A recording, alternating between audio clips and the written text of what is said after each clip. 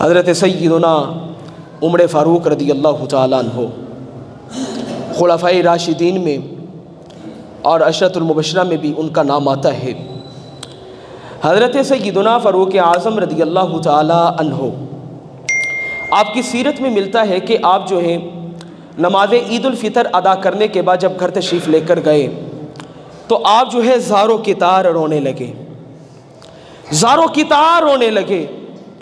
پوچھنے والوں نے پوچھا، حضور آج تو عید کا دن ہے، آج تو خوشی کا دن ہے، آپ غم منا رہے ہیں، آپ کی زاروں کی طرح رونے کی وجہ کیا ہے؟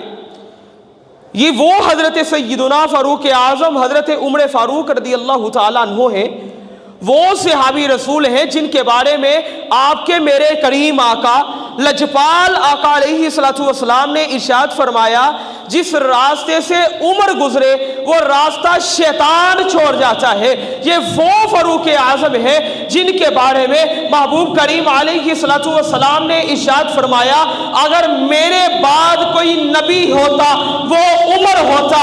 اب حضرت سیدنا فاروق اعظم رضی اللہ تعالیٰ عنہ کے جواب کو سنیے گا۔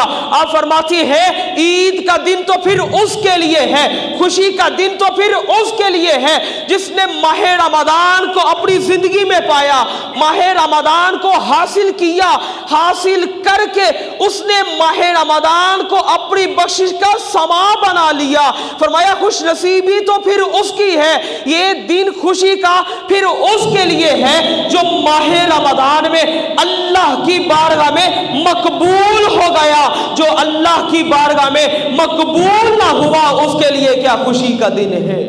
اب فرماتے نہ جانے میں بھی نہیں جانتا کہ میری بھی مقبولیت اللہ کی بارگاہ میں ہوئی ہے کہ نہیں ہوئی۔